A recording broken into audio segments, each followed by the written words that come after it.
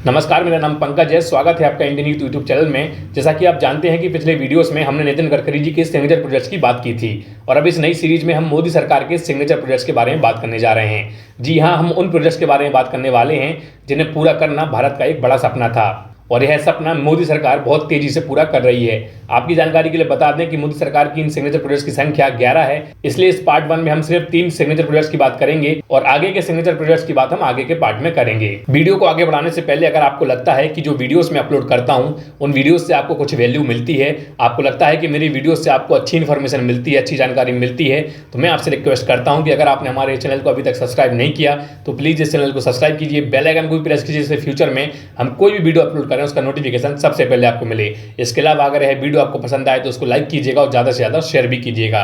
तो चलिए बढ़ते हैं आगे। इस पहले पार्ट का जो पहला सिग्नेचर प्रोजेक्ट है वो है रेलवे के हाईटेक ट्रेन्स। जैसा कि हम जानते हैं कि हमारे देश का रेल नेटवर्क दुनिया के सबसे बड़े रेल नेटवर्क में से एक है, लेकिन दुनिया के अन्य बड़े रेलवे नेटवर्क ने खुद को टाइम टू टाइम एनहेंस किया, इंप्रूव किया और आज वो दुनिया के सबसे बड़े रेलवे नेटवर्क होने के साथ साथ दुनिया के आधुनिक रेलवे नेटवर्क भी बन गए हैं। लेकिन हमारे भारत का रेलवे नेटवर्क कई दशकों से जैसा का तैसा ही रह गया है।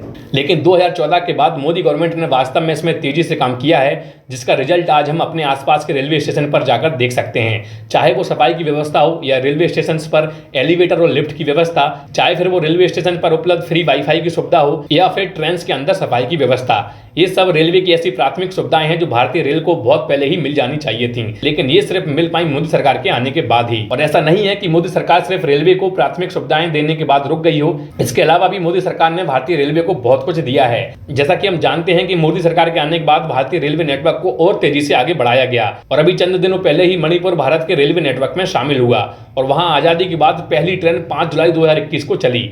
इसके अलावा मोदी गवर्नमेंट ने भारतीय रेलवे को बहुत सी हाईटेक ट्रेनें भी दी जिनका लोहा आज दुनिया मान रही है और अब दुनिया यही भी समझ रही है कि भारत भी किसी से कम नहीं है। तो आइए जानते हैं कि ऐसी कौन कौन सी ट्रेन हैं जो भारत का नाम दुनिया में रोशन कर रही हैं। इन सब ट्रेनों में जो सबसे पहले नाम आता है वो है ट्रेन 18 या फिर वंदे भारत एक्सप्रेस। वंदे भारत एक्सप्रेस देश की पहली semi high speed rail train है जिसे सेमी बुलेट ट्रेन भी कहा जाता है। यह ट्रेन देश में 2018 में लॉन्च की गई थी, इसलिए इसका नाम ट्रेन 18 रख दिया गया, लेकिन बाद में इसका नाम बदलकर वंदे भारत एक्सप्रेस कर दिया गया। आपको बता दें कि हमारे भारत की यह पहली ट्रेन है जो 160 किलोमीटर प्रति घंटे की रफ्तार से पटरियों पर दौड़ती है। मेक इन इंडिया के तहत इस ट्रेन का निर्माण पूरी तरह से देश में किया गया है। चेन्नई के इंटीग्रल कोच फैक्ट्री में इस ट्रेन को बनाने में लगभग 100 करोड़ रुपए की लागत आई है। अब हम आपको इस पूरी ट्रेन की कुछ विशेषताएं बताने जा रहे हैं जिन्हें जानकर आपको वास्तव में हमारे भारतीय रेलवे पर गर्व होगा। वंदे भारत एक्सप्रेस का निर्माण मेक इन इंडिया के तहत पूर्ण रूप से भारत में ही किया गया है और इस ट्रेन की जो सबसे खास बात है वो यह है कि यह ट्रेन बिना इंजन के दौड़ सकती है। यह ट्रेन भी मेट्रो ट्रेनों की तरह इलेक्ट्रिक ट्रैक्शन पर सेल्फ प्रोपेल्ड पर चलती है। इंटरसिटी ट्रेवल को और बेहतर बनाने के लिए वंदे भारत एक्सप्रेस को भारत में लाया गया। स्टेनलेस स्टील से तैयार वंदे भारत एक्सप्रेस में आरामदायक कुर्सियों के साथ साथ यात्रियों के मनोरंजन के लिए वाईफाई और एंटरटेनमेंट की पूरी सुविधा उपलब्ध है। आपको बता दें कि यह पूरी ट्रेन एसी ट्रेन है और उसमें सुरक्षा को ध्यान में रखते हुए पूरी ट्रेन के अंदर सीसीटीवी कैमरे भी लगाए गए हैं। इसके साथ साथ जीपीएस आधारित पैसेंजर इंफॉर्मेशन सिस्टम भी ट्रेन में फिट किया गया है। इस ट्रेन में अभी 16 चेयर कार वाले कोच हैं, जिसमें 2 एग्जीक्यूटिव चेयर कार जिसमें 56 यात्रियों की बैठने की सुविधा है और इनकी कुर्सियां 360 डिग्री तक घूम सकती हैं। ग्रुप ट्रैवल कर रहे लोगों के लिए यह काफी सुविधाजनक होता है। वहीं नॉन एग्जीक्यूटिव चेयर कार के 14 कोच हैं जिसमें 78 यात्री आराम से सफर कर सकते हैं और इसमें दिव्यांगों के लिए एक अलग से कोच की व्यवस्था की गई है। इस सेमी हाई स्पीड ट्रेन में ऑटोमेटिक स्लाइडिंग दरवाजे हैं जो सिर्फ प्लेटफॉर्म आने पर ही खुलते हैं। इसके अलावा इसमें टच फ्री बाथरूम, एक कोच से दूसरे कोच में जाने के लिए इस ट्रेन में ज्यादा जगह दी गई है जहां ऑटोमेटिक दरवाजों से पहुंचा जा सकता है। ट्रेन में रबर ऑन रबर फ्लोरिंग है और ऊर्जा बचाने के लिए एलईडी लाइटिंग का उपयोग किया गया है। ट्रेन में यात्री सूचना के लिए एलईडी स्क्रीन और स्पीकर्स भी लगाए गए हैं। वहीं सामान रखने वाला रैक आम ट्रेनों के मुकाबले काफी बड़ा बनाया गया है।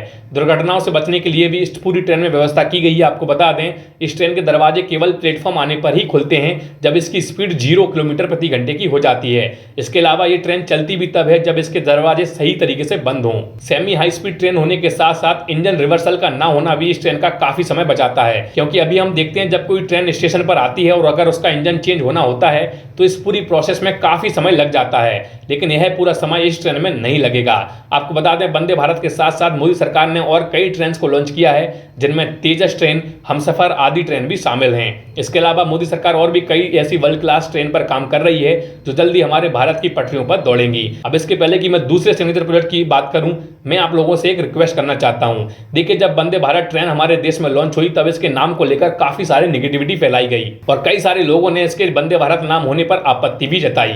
एक चीज जो मैं आगे बताने जा रहा हूं, शायद कई लोगों को इससे बहुत मिर्ची लग सकती है, लेकिन अब शायद बताना जरूरी है। देखिए, स्क्रीन पर आ रही लिस्ट को आप देखिए, ये सिर्फ एक नाम पर बनाए गए इतने सारे प्रोजेक्ट हैं और अगर मैं पूरी फैमिली के नाम पर प्रोजेक्ट उठा लूं तो शायद पूरा दिन कम पड़ जाए। और शायद आपको यह लगता हो कि इन नामों पर सिर्फ छोटे मोटे प्रोजेक्ट लॉन्च किए गए हैं, तो आपकी जानकारी के लिए बता दूं कि दिल्ली का इंटरनेशनल एयरपोर्ट, जो कि IGI मतलब कि इंदिरा गांधी इंटरनेशनल एयरपोर्ट के नाम से जाना जाता है, हैदराबाद का एयरपोर्ट और ऐसे कई सारे और बड़े बड़े प्रोजेक्ट हैं जो सिर्फ एक फैमिली के नाम पर रखे गए हैं। तो इन सब में जो सबसे बड़ा सवाल मैं आप लोगों से पूछना चाहता हूं, क्या वंदे भारत जो किसी का नाम नहीं बल्कि भारत की शान है, उसके नाम पर ट्रेन का नाम रखना कहां से गलत हुआ?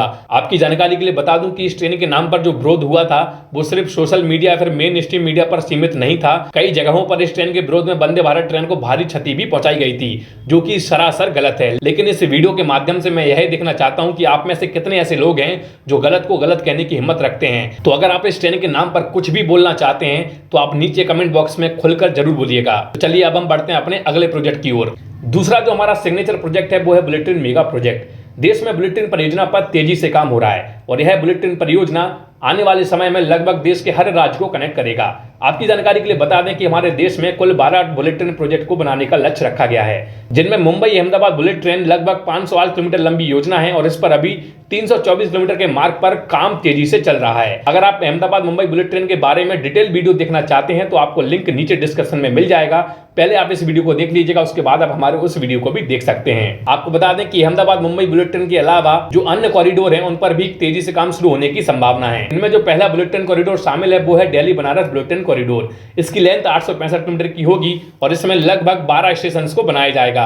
आपकी जानकारी के लिए बता दें कि रिसेंटली इसके DPR पर भी काम हो चुका है और अब इस पर तेजी से काम शुरू होने की संभावना है। और दूसरा जो बुलेट ट्रेन कॉरिडोर है वो है Delhi Ahmedabad bullet train corridor. इसकी लेंथ 886 किलोमीटर की होगी और इसमें हरियाणा, राजस्थान, गुजरात राज्य शामिल होंगे। आपकी जानकारी के लिए बता दें कि इसमें भी 12 स्टेशन शामिल होंगे और रिसेंटली इसके भी DPR पर काम हुआ है। तीसरा जो बुलेट ट्रेन कॉरिडोर है वो है Mumbai Nagpur bullet train corridor. इसकी लेंथ लगभग 741 किलोमीटर की होगी और इस कॉरिडोर में भी लगभग 12 स्टेशन शामिल होंगे और इस पर भी अभी DPR पर काम चल रहा है। चौथा जो बुलेट ट्रेन कॉरिडोर है वो है Delhi Amritsar bullet train corridor. आपकी जानकारी के लिए बता दें कि यह कॉरिडोर हरियाणा, पंजाब और दिल्ली से होकर गुजरेगा। इसकी लेंथ लगभग 465 किलोमीटर की होगी और इसमें कुल 13 स्टेशन को शामिल किया जाएगा। पांचवा जो प्रपोज्ड बुलेट ट्रेन कॉरिडोर है वो है Mumbai Hyderabad bullet train corridor. आपको बता दें कि इसकी लेंथ 711 किलोमीटर की होगी और इस पूरे प्रोजेक्ट में कुल 11 स्टेशन का निर्माण किया जाएगा। छठवां जो प्रपोज्ड बुलेट ट्रेन कॉरिडोर है वो है Chennai Mysore bullet train corridor. यह तमिलनाडु और कर्नाटक राज्य में बनकर तैयार होगा। इसकी लेंथ लगभग 465 किलोमीटर की होगी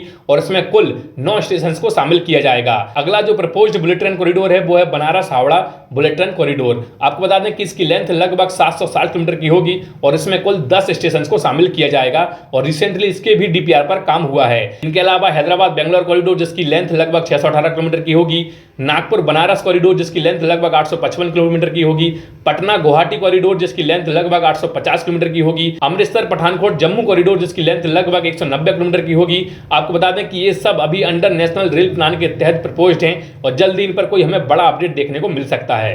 अब हम तीसरे सिग्नेचर प्रोजेक्ट की बात करते हैं। तीसरे नंबर पर जो सिग्नेचर प्रोजेक्ट आता है वो है defence corridor in India. SIPRI यानी कि Stockholm International Peace Research Centre के डेटा की माने तो साल 2012 से 18 के बीच हथियारों के आयात यानी कि डिफेंस इंपोर्ट के मामले में भारत दुनिया में अव्वल देश रहा, यानी आयात का 13% भारत के हिस्से में आया। हालांकि अब भारत रक्षा क्षेत्र में आत्मनिर्भर बनने के लिए तेजी से कदम आगे बढ़ा रहा है। हाल में रक्षा मंत्रालय ने 101 रक्षा सामग्रियों के आयात को सार्वजनिक रूप से प्रतिबंधित किया है। रक्षा क्षेत्र में आत्मनिर्भरता के लिए जरूरी है कि भारत रक्षा सामग्री निर्माण यानी औद्योगिक ढांचे का विकास कर खुद अपनी जरूरतों का सामान बनाए। इसके लिए 2018-19 में बजट भाषण में वित्त मंत्री ने देश में 2 डिफेंस इंडस्ट्रियल कॉरिडोर की घोषणा की थी। इनमें पहला डिफेंस कॉरिडोर तमिलनाडु में बनकर तैयार होना है जो 5 शहरों से मिलकर बनेगा और दूसरा डिफेंस कॉरिडोर उत्तर प्रदेश में बनकर तैयार होना है जो कि 6 शहरों से मिलकर बन रहा है। आपको बता दें कि तमिलनाडु कॉरिडोर चेन्नई, होसूर, कोयम्बटूर, सलेम और तिरुचिरापल्ली शहरों में बनकर तैयार हो रहा है और यह देश का पहला डिफेंस कॉरिडोर है। वहीं बात करें उत्तर प्रदेश के डिफेंस कॉरिडोर की तो यह आगरा, प्रयागराज, लखनऊ, कानपुर, झांसी और चित्रकूट जैसे शहरों में बनकर तैयार हो रहा है और यह देश का दूसरा डिफेंस इंडस्ट्रियल कॉरिडोर है और इन दोनों कॉरिडोर पर जोर शोर से काम चालू भी है और रिसेंटली दोनों ही डिफेंस कॉरिडोर ने लगभग अपनी भूमि अधिग्रहण का कार्य पूरा कर लिया है। इन डिफेंस कॉरिडोर को लेकर कुछ अहम बातें हैं जो शायद आप लोगों को जानना बेहद जरूरी है। देखिए, सबसे पहले हम जानते हैं कि क्या है यह कॉरिडोर, इसकी क्या अहमियत होती है। रक्षा उत्पादन क्षेत्र में रणनीतिक तौर पर स्वावलंबी होने की दिशा में इन कॉरिडोर का खासा महत्व है। अंतरराष्ट्रीय स्तर पर रक्षा सामग्री और हथियारों का उत्पादन होने के साथ ही इन कॉरिडोरों के कारण क्षेत्रीय उद्योगों के विकास को भी बढ़ावा मिलेगा। साथ ही उद्योग रक्षा उत्पादन के मामले में भारत ग्लोबल सप्लाई चेन से भी जुड़ सकता है। अब जो दूसरी सबसे बड़ी बात आती है कि इन डिफेंस कॉरिडोर से कितना उत्पादन किया जा सकता है। देखिए, रिपोर्ट के अनुसार 2025 तक भारत का लक्ष्य $25 अरब के उत्पादन करने का है। इस लक्ष्य को हासिल करने के लिए डिफेंस कॉरिडोर अहम होंगे जो पूरी योजनाबद्ध तरीके और पूरी क्षमता के साथ देश की रक्षा उत्पादन क्षमता को बढ़ाएंगे। इस लक्ष्य के साथ ही भारत खुद को भविष्य में देसी हथियारों के निर्माता और एक्सपोर्टर के रूप में देख रहा है। अब जो तीसरी सबसे अहम बात आती है कि कैसे यह डिफेंस कॉरिडोर भारत की तरक्की में अहम रोल अदा करेंगे। देखिए, आपको बता दें कि डिफेंस कॉरिडोर न केवल भारत को रक्षा क्षेत्र में आत्मनिर्भर बनाने के लिए जरूरी होंगे बल्कि रोजगार बढ़ाने, घरेलू निजी उत्पादन के विकास में और स्टार्टअप जैसे उद्यमों के लिए भी मददगार साबित होंगे। सरकार का मानना है कि दुनिया भर में एयरक्राफ्ट मेंटेनेंस, रिपेयर और ऑपरेशन का बहुत बड़ा बाजार है जो बहुत तेजी से विकसित भी हो रहा है और इसमें भारत पीछे रहना नहीं चाहता। भारत के लिए इन सब में सबसे बड़ी और सबसे अच्छी बात यही भी है कि फिलहाल भारत का जो बाजार है वो $80 करोड़ का है और हर साल यह 8% की दर से आगे बढ़ रहा है। जबकि अगर हम दुनिया के अलग अलग देशों की बात करें तो दुनिया के अलग अलग देशों में यह है औसतन 4% की दर से आगे बढ़ रहा है। इन सब के अलावा जो सबसे अहम बात है कि तमिलनाडु में एक डिफेंस कॉरिडोर की वजह से लगभग 1 लाख लोगों को रोजगार मिलेगा और अगर हम बात करें उत्तर प्रदेश की तो उत्तर प्रदेश में लगभग 2.5 लाख लोगों को इस पूरे डिफेंस कॉरिडोर की वजह से रोजगार मिलेगा। कुल मिलाकर बात यह है कि ये पूरे डिफेंस कॉरिडोर भारत में उन्नति के साथ साथ भारत के रक्षा क्षेत्र में भी बढ़ोतरी करेंगे और यह शायद देश के लिए एक बहुत बड़ा स्कोप बन सकते हैं उन्नति के मामले में। तो ऐसी पूरी उम्मीद है कि जिन भी प्रोजेक्ट की बात हमने यहाँ पे की है, मोदी सरकार और तेजी से इन पर काम शुरू करेगी और जल्द से जल्द इनको बनाकर तैयार करेगी।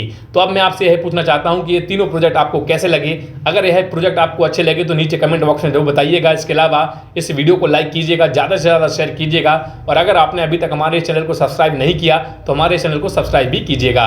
तो चलिए, आज के इस वीडियो में इतना ही। मिलते हैं अगले वीडियो में, तब तक के लिए जय हिंद, जय भारत।